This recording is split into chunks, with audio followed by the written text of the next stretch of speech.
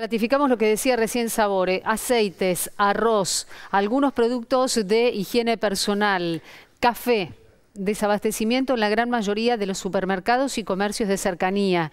Situación precios totalmente dispares. Se puede conseguir un producto, por ejemplo, a 300 pesos en un comercio y si uno da vuelta a la esquina está a 500 y un poquito más allá casi 700. Es decir, una disparidad que hace a la situación general de inflación, pero que también tiene otra particularidad que está relacionada con lo que decía recién Ale, ¿no? La posibilidad de impulsar un programa de precios convenientes, así fue llamado justamente en las últimas horas, para que determinados productos puedan mantener un valor y no sean presa, no sean víctima de la inflación diaria en función de lo que implica el consumo.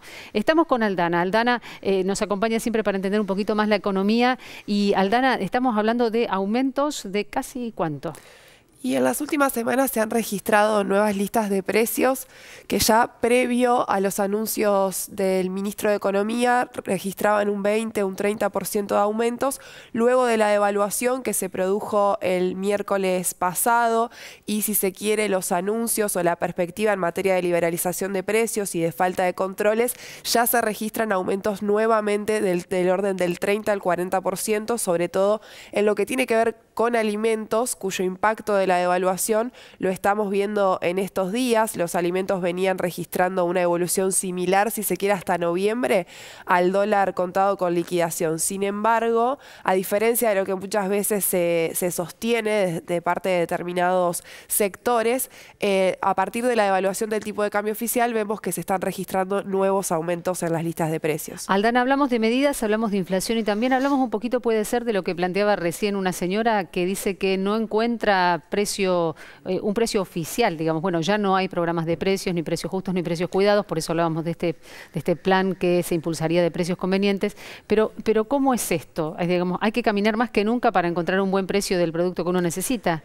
Efectivamente, hay una cuestión de desorden, si se quiere, en materia de precios, producto de estas actualizaciones que se van dando. Vimos, por ejemplo, lo que tiene que ver con el incremento del precio de la nafta la semana pasada y un nuevo incremento esta semana, reacomodamientos de precios que van trasladando, si se quiere, estas nuevas sumas de precios importantes de la economía, como son el tipo de cambio, como son el precio de la nafta, y que generan una espiral inflacionaria que hace que tengamos estas situaciones de desorden de precios en materia de los mismos productos de un tipo de rubro, así que en ese sentido la liberalización de precios genera aún más desorden de este tipo de cuestiones. Y Aldana, hablemos de las medidas, porque se van a anunciar hoy, según trascendió, nuevas medidas económicas relacionadas con el ajuste fiscal, pero bueno, ¿podemos empezar de una u otra manera a analizar las que ya fueron anunciadas y anticipar un poquito lo que se viene?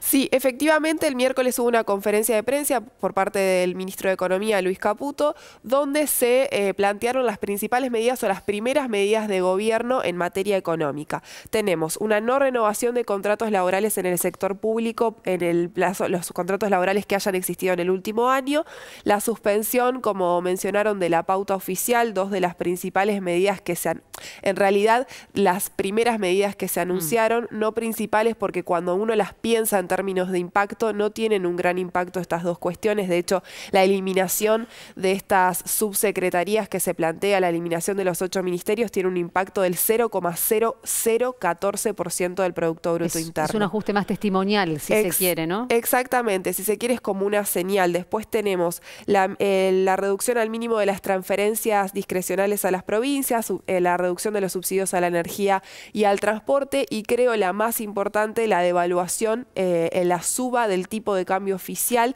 de un 118%, si a eso le sumamos la suba del impuesto país, que va de 7,5 a 17,5, tenemos una devaluación de casi 140%. Y con todo el impacto que ello genera en materia de precios, además de la suba de retenciones a las economías no agropecuarias en un 15%. Ustedes de CEPA han hecho un estudio básicamente sobre el impacto, sobre quién impacta mayormente justamente estas primeras medidas que se conocieron. ¿Qué resultado dio? Sí, efectivamente, el gobierno de la Libertad Avanza plantea un ajuste fiscal de alrededor del 5% del Producto Bruto Interno, luego de estas medidas que anuncia el ministro de Economía en conferencia de prensa el miércoles. El Ministerio de Economía publica una tablita donde dice cómo se compondría ese ajuste fiscal del 5%.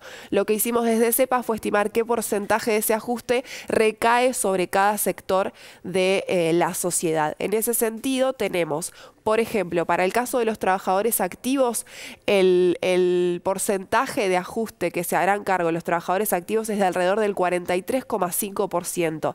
Primero, por esta cuestión de revertir la eliminación del impuesto a las ganancias para la cuarta categoría, por los aumentos de precios que generaría esta devaluación, por la eliminación de subsidios a las tarifas y al transporte. Luego tenemos un impacto de alrededor del 10% sobre los trabajadores pasivos.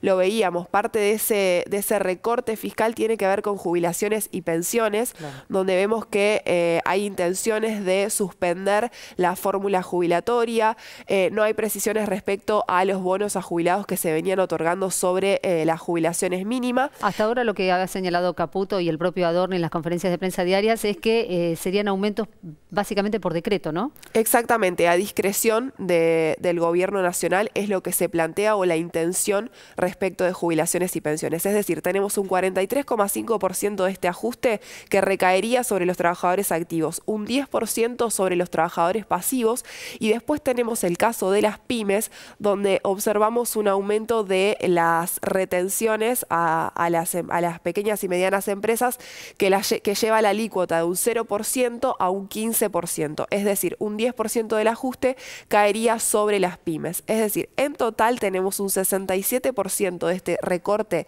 de este ajuste fiscal del 5% del PBI que recae sobre trabajadores activos, trabajadores pasivos y sobre las pymes. Vos hablabas recién de tarifas de servicios, básicamente de transporte, de la que justamente también dábamos cuenta respecto a esta advertencia sobre la reducción de servicios en la zona del AMBA, pero también sobre luz y gas.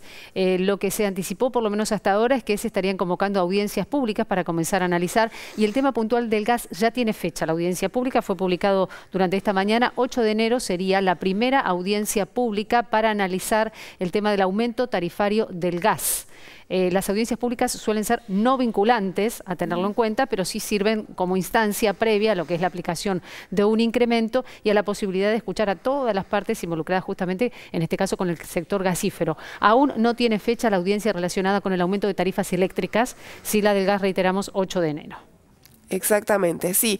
En relación a las tarifas, tenemos ahí una cuestión que se planteaba en términos de distribución equitativa del subsidio a nivel federal. Pero, si se quiere, por la negativa, en este periodo, muchos gobernadores y muchos intendentes hicieron reclamos en relación a poder obtener estos subsidios. En este caso, la modificación viene por el otro lado, aumentar el precio de las tarifas en el caso de la zona del AMBA, y esto de cualquier manera generaría un impacto en el resto del país, dada la liberalización del precio de los combustibles y la liberalización del tipo de cambio o la devaluación que se registró el miércoles pasado. Aldana, muchísimas gracias. Muchas gracias a ustedes.